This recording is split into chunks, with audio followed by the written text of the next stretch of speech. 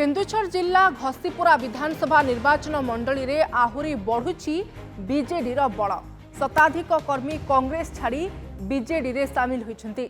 मिश्रण पर्व में केन्दुझर जिला बीजेडी सभापति कुशरंजन आपट, बीजेडी जिला संख्यालघु सेल सभापति निशाब आयत, घसीपुरार दलीय प्रार्थी बद्रीनारायण पात्र प्रमुख उपस्थित थिले।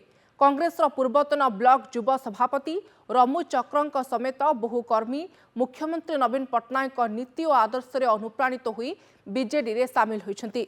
या सहित घसीपुरा रे बाहर लोकंकु व्यवस्थित करिवार कांग्रेस विरोध करी बीजेडी रे मिसिथिबा सेमाने कहिछन्ति। एही मिश्रण फल रे घसीपुरा रे बीजेडी आहुरी सुदृढ़ होइछि। चाल खेलुथुबा नेतांकु उचित जवाब मिलिबो बोली बीजेडी विधायक प्रार्थी बद्रीनारायण पात्र कहिछन्ति।